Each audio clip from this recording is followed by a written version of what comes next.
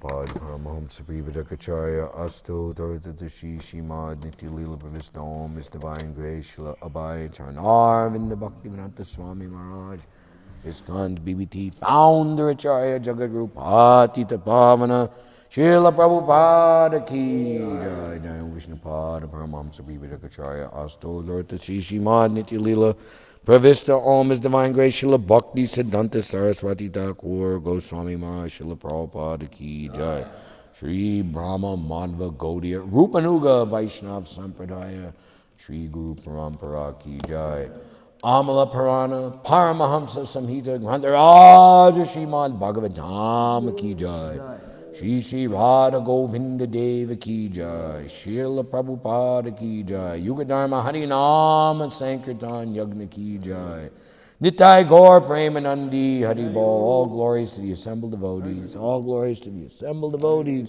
All glories to the assembled devotees. All glories to Shri Guru and Shri Gauranga. All glories to Srila Prabhupada. Om Namo Bhagavate Vasudevaya. Om Namo Bhagavate Vasudevaya. Om Namo Bhagavate Vasudevaya. Om Namo Bhagavate Vasudevaya. Narayanam Namaskritya Naram Chaiva Narotamam Devim Sarasvatim Vyasam Tato Jayam Udirayet Nasta Pareshu Bhadreshu Nityam Bhagavata Sevaya Bhagavati Uttama Shloke Bhaktir Bhavati Naishtaki. Śhrīmad-Bhāgavatam, beginning the third chapter entitled Pure Devotional Service, the Change in Heart of the second canto. Verse number 1. Shri Shuka Uvacha Ivam Itan Negatitam Pristavan Yad Bhavan Mama Nirnam Yan Miryamana Nam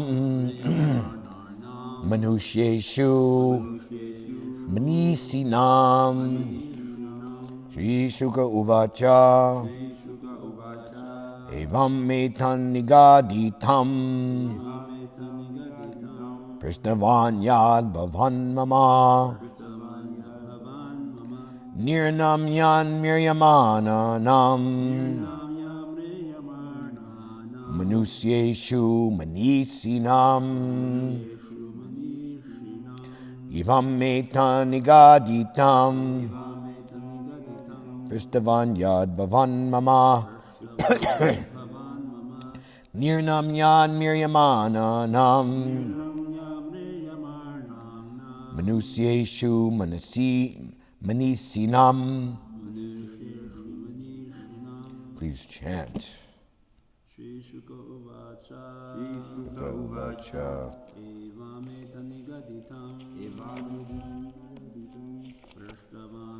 Bhavan Mama Siddhavanya Nirnam Yamne Yamanam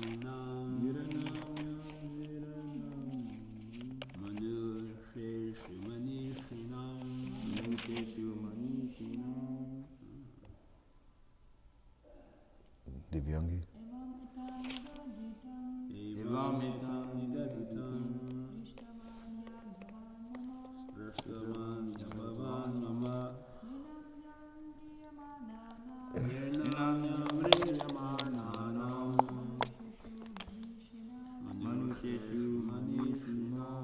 Shri Shuka Uvacha. Shri Shukadeva Goswami said, Evam, so, etat, all these, Nigaditam, answered, Pristavan, as you inquired, Yat, what? Bhavan, your good self, Mama, unto me, Nirnam, of the human being. Yat 1. Miryamananam. On the threshold of death.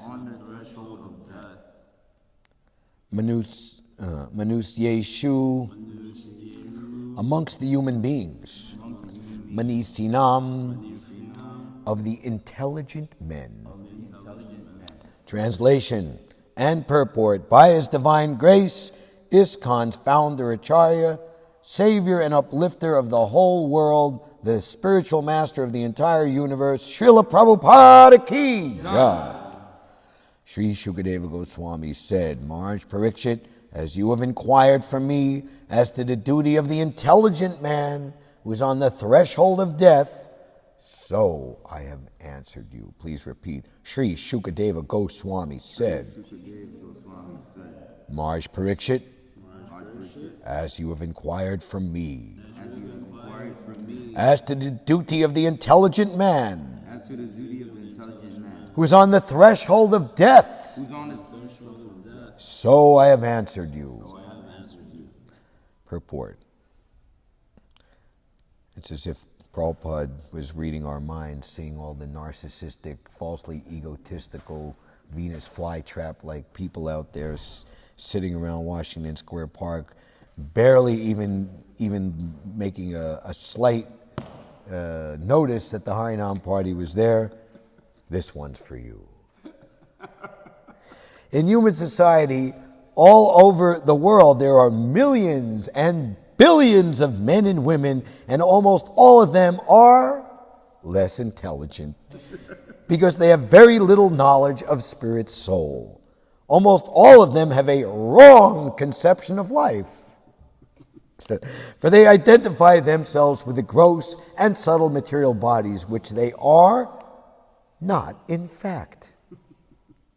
They may be situated in different high and low positions in the estimation of human society, but one should know definitely that unless one inquires about his own self beyond the body and the mind, all his activities in human life are total failures.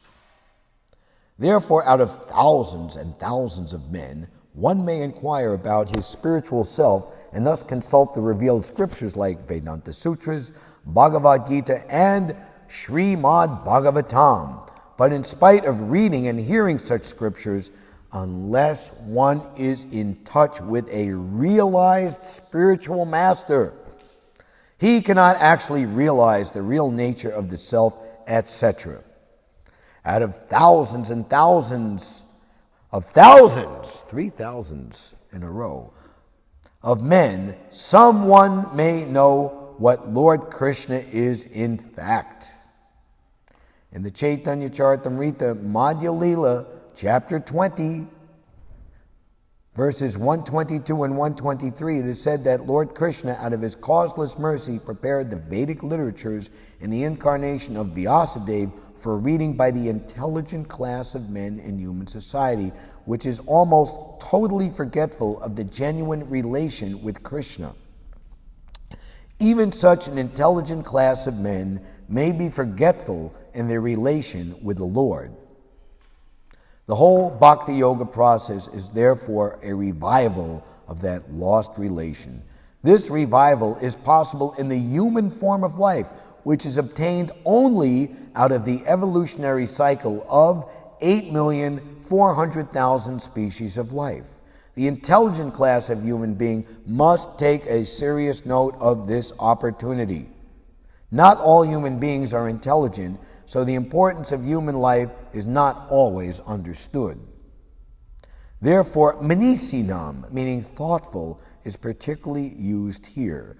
A manisinam person, like Maharaj Parikshit, must therefore take to the lotus feet of Lord Krishna and fully engage himself in devotional service, hearing, chanting, etc. of the holy name and pastimes of the Lord, which are called Hari Katamrita. This action is especially recommended when one is preparing for death.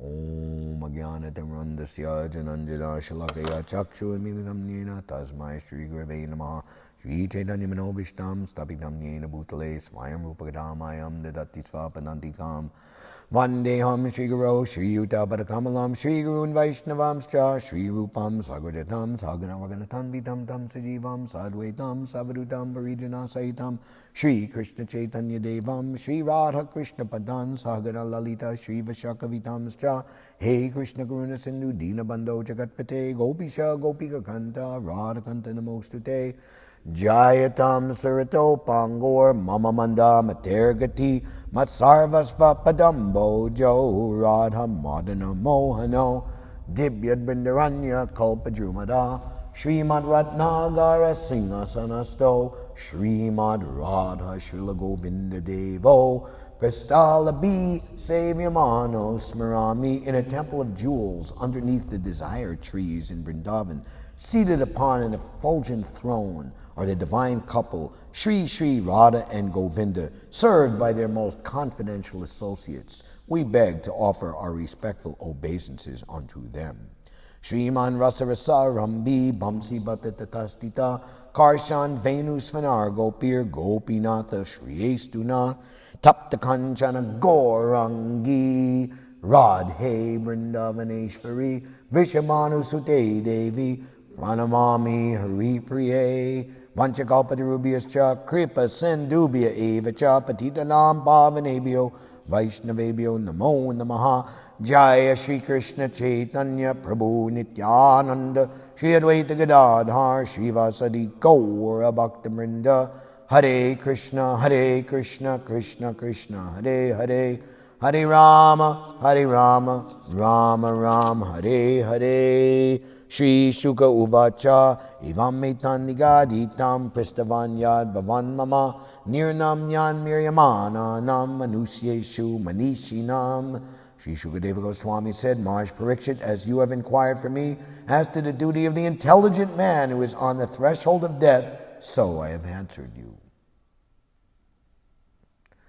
Death is the ultimate and perhaps the only God realization for the atheist. Of course, they must wait for such realization to the end of their life.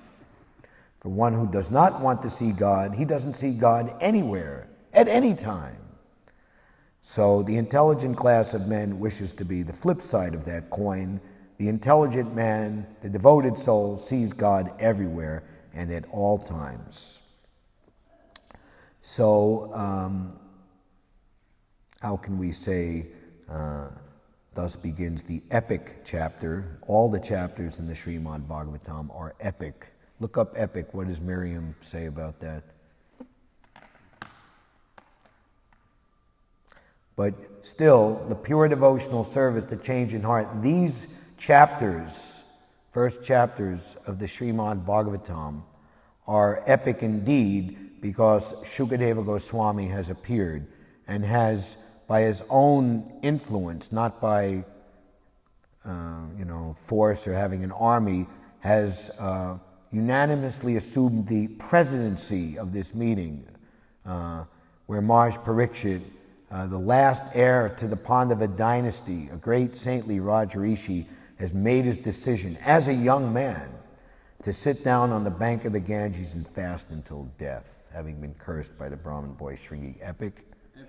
Noting or pertaining to a long poetic composition, usually centered upon a hero, in which a series of great achievements or events is narrated in elevated style. 2. Resembling or suggesting such poetry. 3. Heroic, majestic, impressively great. Yes, the Śrīmad-Bhāgavatam is the poetic, it is the story of Uttama Shloka, he who is praised with choice poetic prayers and verses. Śrīmad-Bhāgavatam, the cream of all the Vedas. So in this chapter, pure devote, of course we see the chapters 1 and 2, Shukadeva Goswami has laid it on the line firm, strong, and irrefutable. The difference in result in performing pure devotional service to the Supreme Lord and blunt materialistic activities in this world.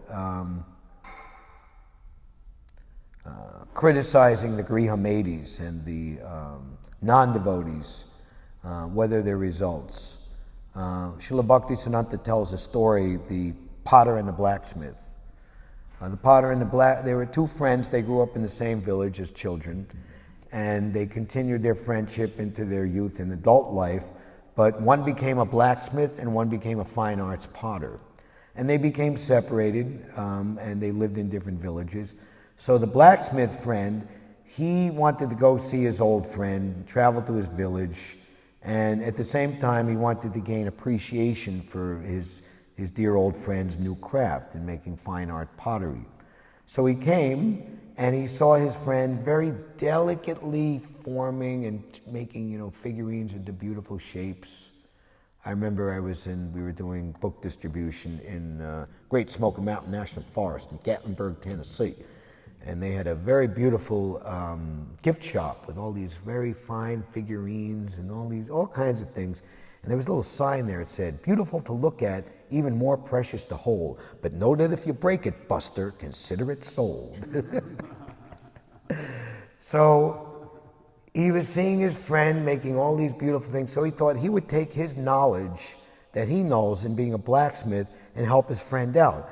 So he had his toolkit with him, and he took out this big sledgehammer and just started smashing indiscriminately. And and very quickly, before his friend could stop him, every figurine in the whole shop was smashed to bits. So the wonderful purport to this story, the gross materialist, when he sees the pure devotees acting, their thinking, and tries to analyze their endeavors, he thinks it's just like his experience in material activities for gross material sense gratification. The gross materialist can never understand the very fine and delicate art of satisfying the senses of the Supreme Personality of Godhead. So they think that they're very intelligent, making their beautiful buildings, which practically have no use anymore, because nobody's going to occupy them. Maybe the devotees will occupy them for like a 1/100th of the fraction of what the price should actually be by their estimation. Like outside our window, they're building something, and I don't know.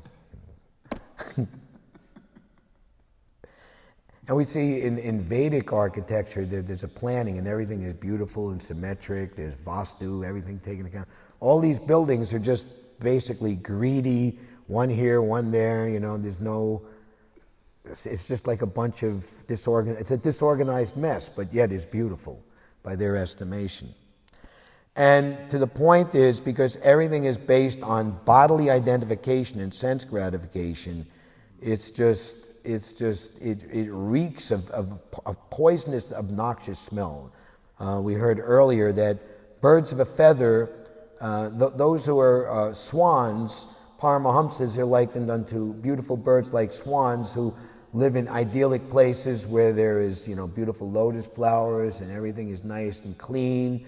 Whereas those who are attracted to sensuous, refuse topics of sense gratification in the material world are like crows who like to hang around the garbage tank and pick out stool and pus, and these things they find to be very, very, very nice. So, especially here in New York City, the level of false ego and pride and the types of things that they become attracted to in this very kind of heavy setting, heavy modes of material nature. It's actually even, the comparison is even more striking and just crazy, That we see people living in a better place where the so-called quality of life is better, there's more space, there's less pollution, there's less sense gratification bombarding them in so many different ways from so many different angles of vision.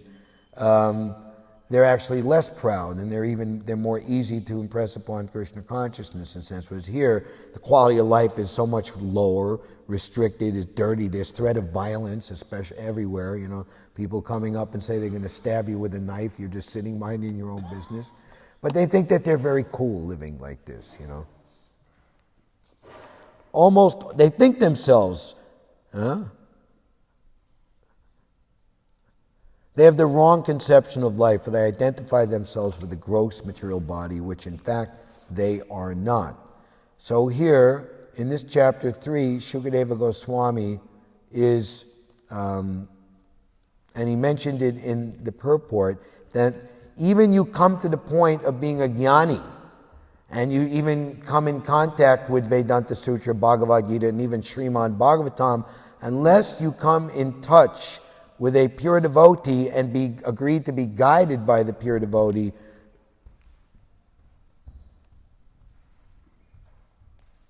one cannot realize the real nature of the self. And this sets the stage for the next verses, which ultimately lead to the most famous verse, Akamo sarva kamo va, moksha kamo daradi, tivrena bhakti yogena, yajeta purusham param. Shukadeva Goswami, if one wants this, he should worship this one, that one. So many, a whole list. Different demigods, demigoddesses, what you desire. This is what you should worship. But one who desires nothing of material enjoyment should worship the Supreme Personality of Godhead. A person who has broader intelligence, whether he be full of all material desire, without any material desire, or desiring liberation, must by all means worship the Supreme Whole, the Personality of Godhead. So this is the supreme and generous liberality of the process of Bhakti Yoga, and Srila Prabhupada would encourage everyone in this way again and again and again.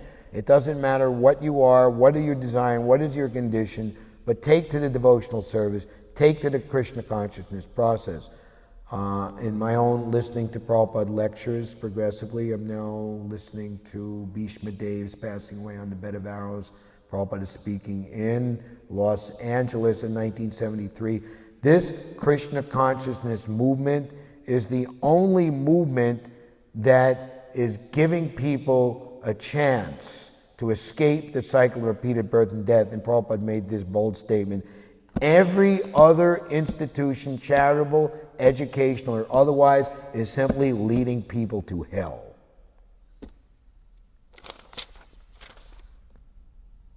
And Prabhupada in the purport today, actually, this is very important that we actually believe this and have faith in this. We were hearing our Chaitanya and Nathabhagaranga reading from Bhagavad Gita in the 15th chapter. The foolish cannot understand of the Bhagavad Gita how a living entity quits his body and takes another, but one whose eyes are trained in knowledge can see all of this very clearly. The revival of one's lost relationship with the Lord is possible in the human form of life, which is obtained only out of the evolutionary cycle of 8,400,000 species of life. Risky life. Stand up naked as a tree for 7,000 of years. 8,400,000. So when they leave this human form of life, not having contacted the Krishna consciousness movement, what is their position? But actually, it's described that when you chant the holy name, the vibration circles the planet 7 times. So these people are on a planet where Lord Krishna displayed his Bhoma Leelas just 5,000 years ago, compared to the amount of time in the next day of Rāma, millions and billions of years when Krishna will appear again. And Prabhupada writes in the first canto, within the memory of everyone, in other words, what's so difficult about remembering what you were doing 500 years ago? Lord Chaitanya has appeared in this age of iron industry. Prabhupada, what happens if someone gets one of our Simply Wonderfuls, and that's it? Then he becomes Simply Wonderful. What happens if he gives a quarter for a Back to Godhead magazine? Human birth guaranteed. How powerful is this Sankirtan movement? How powerful is this Krishna consciousness movement? The intelligent class of human being must take a serious note of this opportunity. So that is the devotee, that every moment of this human form of life must be engaged in the direct devotional service of the Lord under the guidance and blessings of the Lord's representative. Thoughtful, must take therefore to the lotus feet of Lord Krishna and fully engage himself in devotional service. This is Harikatamrita, and this action is recommended when one preparing for death. So Prabhupada told, I don't know, someone remembers, was this Prabhupada himself saying this, or this he heard from his Guru Maharaj, or it's already there in the Vedic? One should keep death in his front. In other words, by understanding that we're always being stalked by death in the form of the time element, in the fourth canto, when Lord Vishnu appeared after everybody got their mind right and apologized and set things in correct order, then Lord Vishnu appeared, and all the different demigods and personalities. So the members of the assembly prayed, "O Lord, in this formidable fortress of the material world, the snake of time is always waiting to strike. There are many ditches of so-called enjoyment. The fire of the mirage of false happiness is blazing. There's mirages and illusions everywhere. Therefore, the only other things in graphic, heavy, frightening language are explained. Also, fourth canto, 7th chapter somewhere, if you can find it. And that's actually one of the verses that's chosen in the first book, the last book published by the BBT before Prabhupada's departure. Rameshwar Prabhu told me that he oversaw with another one of his godbrothers, who at the time was very wonderful contributor to the Krishna consciousness movement. What was his name? Subhananda. Preaching is the essence. You have it? Yeah. The members of the assembly addressed the Lord, "O exclusive shelter for all who are situated in troubled life." One good thing about serving in New York, you realize that it's troubled life, In this formidable fort of conditional existence, the time element, like a snake, is always looking for an opportunity to strike. This world is full of ditches of so-called distress and happiness, and there are many ferocious animals always ready to attack. The fire of lamentation is always blazing, and the mirage of false happiness is always alluring. But when there is no shelter from them, thus foolish persons live in the cycle of birth and death, always overburdened in discharging their so-called duties. And we do not know, do you people work? No, why should we work? London reporter asked Prabhupada. We're the sons of the richest person. Why should we work? You should work, because you're not, And he's in the Bhaktivedanta Manor in his quarters. How much do you think this mansion and property cost? And whatever he quoted, millions and millions of. How long, with the salary that you have, how long would you have to work before you could acquire this? I couldn't even, not in this lifetime. We were just handed it to us for free. We didn't work even a minute.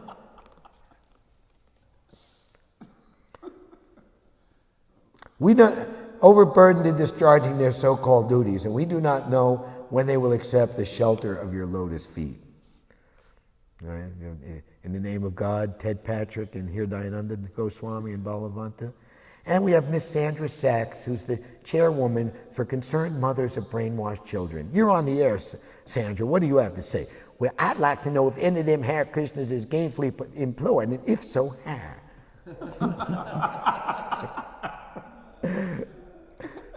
We've come to you, Mr. Grissom, as chairperson of Emory University, Emeritus, to keep this program on a professional level. We've come here presenting all evidence of the soul and logic and reason. All we've gotten is slander, innuendo, and vicious insults. We would like to hear Mr. Patrick's scientific explanation of the soul. Well, Mr. Patrick, what you got to say about that? Well, my sole concern is that for the air that I breathe, but them Hare Krishnas is brainwashed. Persons who are not in Krishna consciousness are living a very precarious life, as described in this verse. But all these circumstantial conditions are due to forgetfulness of Krishna. The Krishna consciousness movement is meant to give relief to all these bewildered and distressed persons. Therefore, it is the greatest relief work for all human society, and the workers thereof are the greatest well-wishers. Why? Because they follow in the footsteps of Lord Chaitanya, who is the greatest friend to all living entities.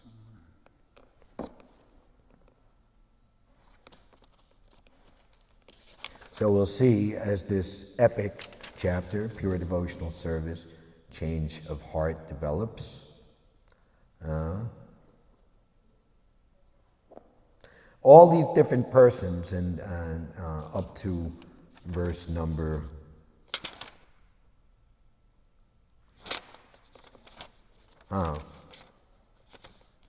11, he's saying all these different types of worshipers can attain the highest perfectional benediction.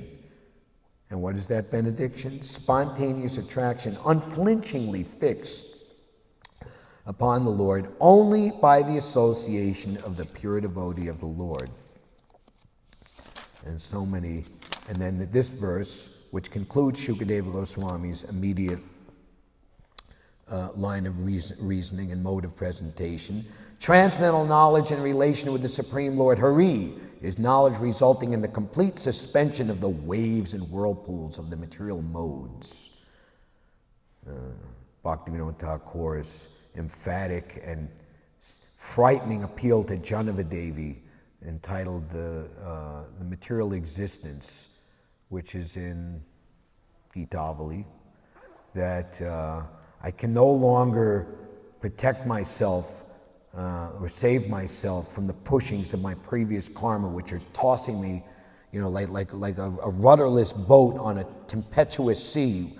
Here and there's no savior. Almost Revered Janavadevi, you are the consort of Lord Nityananda. Please, by your infinite causeless mercy, save me, a shameless rogue, because I see you are saving so many other sinners.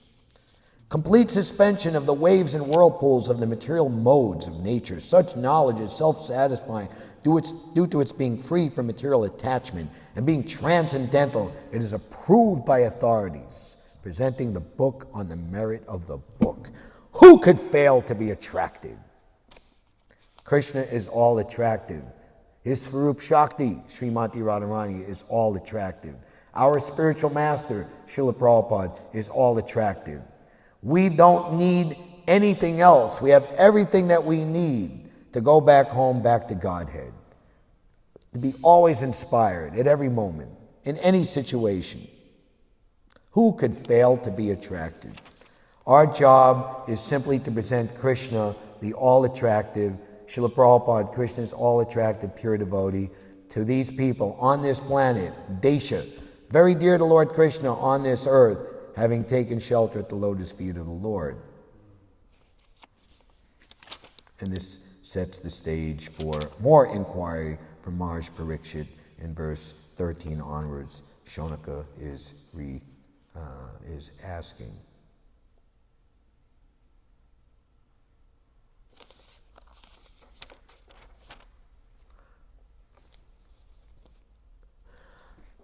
I had planned, and by the will of the Lord, I'm able to end early, ask for questions and comments, because the Purushottam Mahatmya has other stories of the greatness of Purushottam month in regards to different great personalities, which we would like to look at in our remaining time. But before we go to that, we'll ask, are there any questions or comments on the subject matter thus enunciated?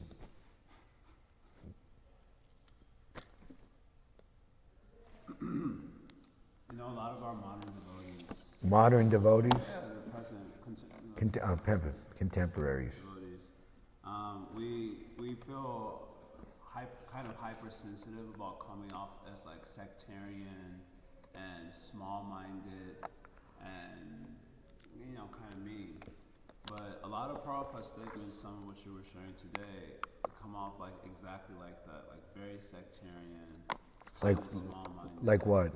I forget which example you were giving. Just the way Prabhupada criticizes humans and you were talking about our Krishna consciousness movement is the only one. Everyone else is okay. There's another one in Chaitanya Charitamrita, chapter 17, Adi Lila.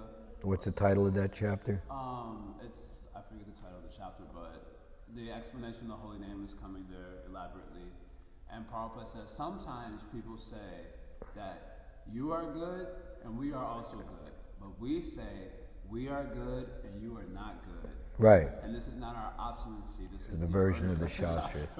So coming to mind, I could think of, but the first thing that comes to my mind is in regards to Prahlad Maharaj, let there be peace throughout the universe and let everyone practice bhakti yoga. Instead of being envious, everyone can be transformed to become each other's well-wisher.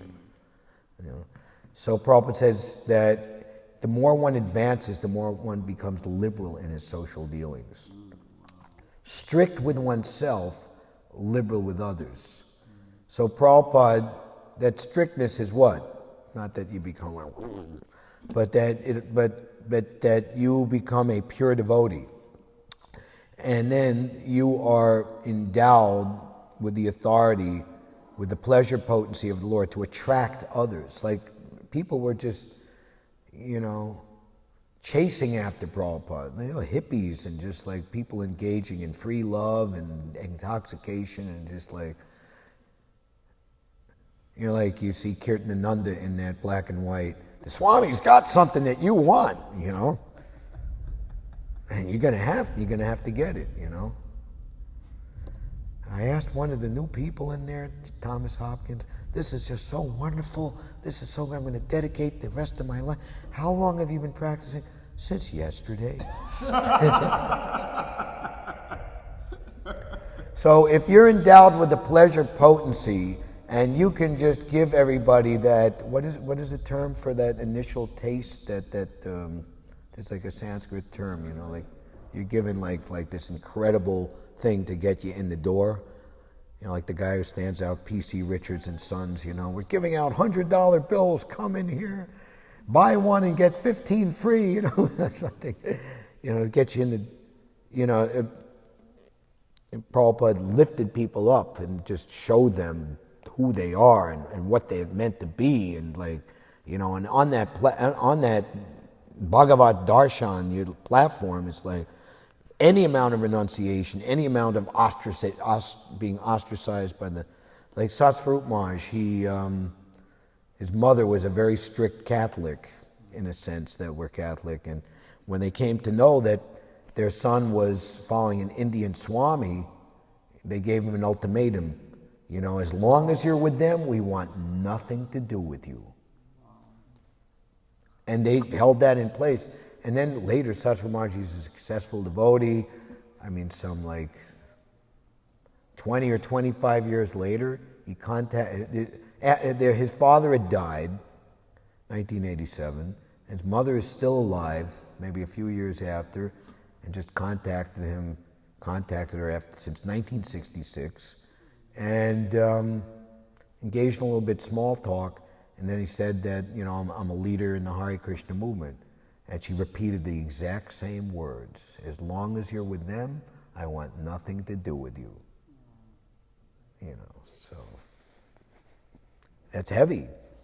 So you can read in Prabodhananda Saraswati, Chaitanya Chandramrita, there's incredible comparisons of the devotee, elevated in ecstasy by the mercy of Lord Chaitanya, what everything and everyone else is compared with. So, the short answer to that, unless you can give people that realization, then you can come down, because you're saying it out of love.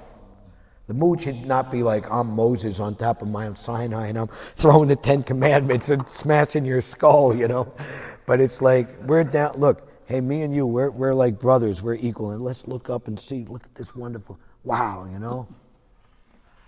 Ye prashade bhai, e bhavatori, oh brothers, let us cross over the insurmountable ocean of repeated birth and death by being fixed in the lotus feet, service of the spiritual master. So, what is it? Kite flying on the unwalled roof, right?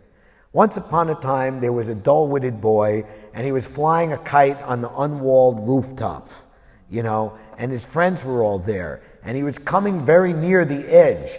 His friends, seeing what was happening, didn't alert him to the danger, but encouraged him more and more. Play, fly the kite, fly the kite. A well-wisher came by, a good Samaritan came by, saw the danger, and tried to alert the boy, who completely ignored him. Finally, seeing that he was about to fall off the roof, he grabbed the boy, snatched the spool of string, and pulled the kite from the sky. Saved them from death.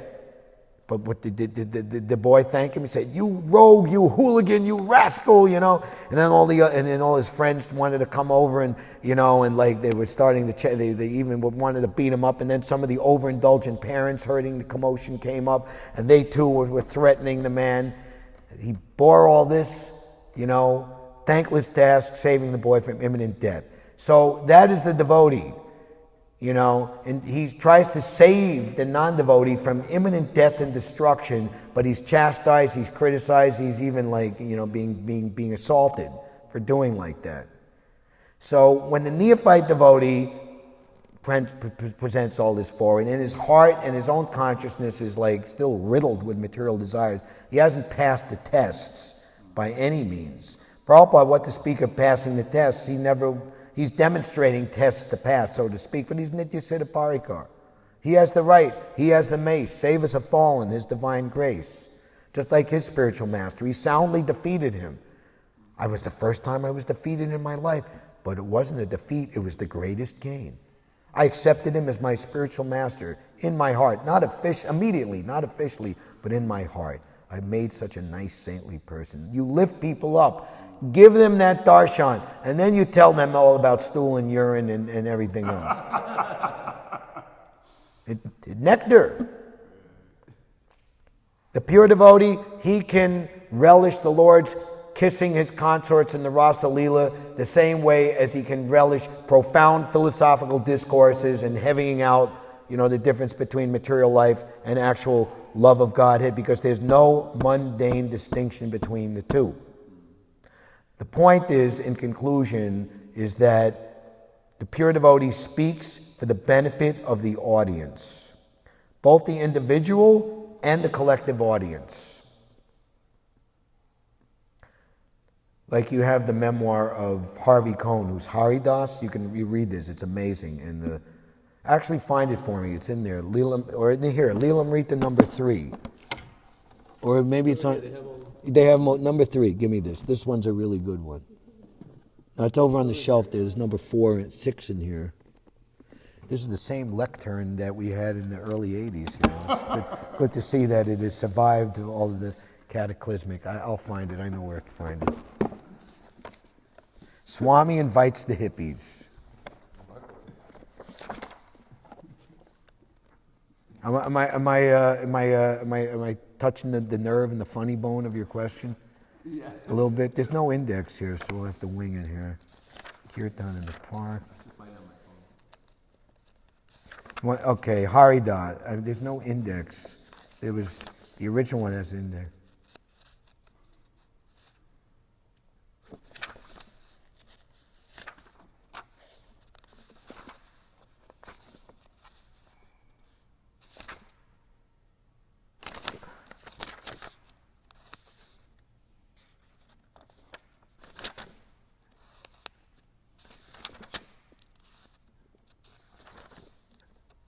Okay, this is a good section. As Allen Ginsberg advised 5,000 hippies, I think we'll have to do Purushottam next time we give class, or I can turn it over to you and you could. That the early morning kirtan at the temple provided a vital community service for those who were coming down from LSD and wanted to, quote, stabilize their consciousness upon re-entry, unquote. Allen himself sometimes dropped by in the morning with acquaintances with whom he had stayed up all night. Allen Ginsberg. At 6:30 in the morning, we went over to Swami Bhaktivedanta space station for some chanting and a little Krishna consciousness.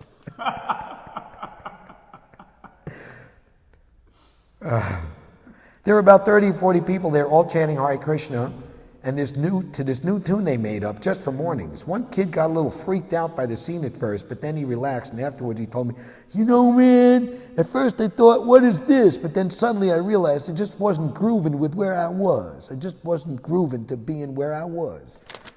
Haridas. I used to watch, so he talks about like somehow some of these re-entries came careening and crashing into the temple, and I used to watch Swami, how he handled things. It wasn't easy. To me, this was a real test of his powers and understanding. How to handle these people, not to alienate or antagonize them or stir them up to create more trouble. He would turn their energy so that before they knew it, they were calm, like you would pat a baby and it stops crying. Very delicately giving shape to the fine arts pottery, not coming in with a sledgehammer. Same principle. Swamiji had a way of doing that with his words, with the intonation of his voice, with his patience, and I'll add, with his very being, to let them carry on for a certain period of time. Right? We give the medicine in the candy. Let them eat the candy. The candy taste was the first thing that they're eating, the tasting of the candy, and they're so much absorbed in the candy that maybe they don't even notice that just a spoonful of what is it? Makes the medicine go down, and the Mary Poppins or something. The medicine go.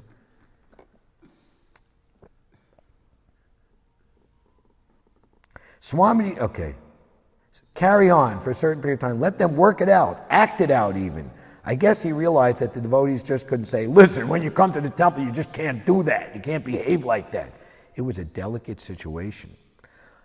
Often someone would say, I am God. They would get an insight or hallucination from their drugs. They would try to steal the spotlight. They wanted to be heard, and you could feel an anger against the Swami from people like that. So actually in those days, if someone was on LSD, they were considered saints. They were considered LSD saints, taking the bold and daring step to expand their consciousness. So they're saintly persons. Sometimes they would speak inspired and poetic for a while, but they couldn't sustain it, and their speech would just become gibberish. And then the Swami was not one to simply pacify people. He wasn't going to coddle them. He would say, what do you mean? If you are God, then you have to be all-knowing. You have to have the attributes of God. Are you omniscient and omnipotent?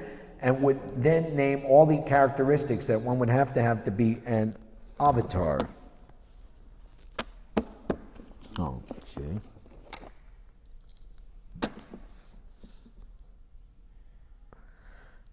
He would rationally prove the person wrong. He had superior knowledge, and he would rationally explain to them. So if you're friendly and loving, and the person is somewhat pious, then very naturally, because you're imparting the words of Krishna, who could fail to be attracted, and you're doing it in a loving and compassionate and friendly way,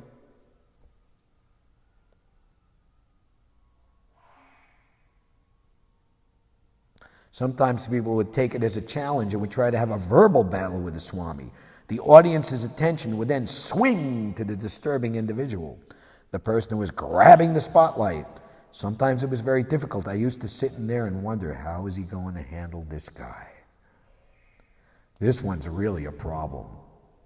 But Swami was hard to defeat. Even if he couldn't convince the person, he convinced the other people in the crowd so that the energy of the room would change and would tend to quiet the person. Swamiji would win the audience by showing them that this person didn't know what he was talking about, and the person would feel the vibrations of the room change, that the audience was no longer listening or believing his spiel. And so the person would shut up. So Swamiji would remove the audience rather than the person. He would do it without crushing the person. He would do it by superior intelligence, but also with a lot of compassion. When I saw him do these things, then I realized he was a great teacher and a great human being. He had the sensitivity not to injure a person physically or emotionally, so that when the person sat down and shut up, he wouldn't be doing it in defeat or anger. He wouldn't be hurt. He would just be outwitted by the Swami, and he had a smile on his face. Wow, that's pretty cool.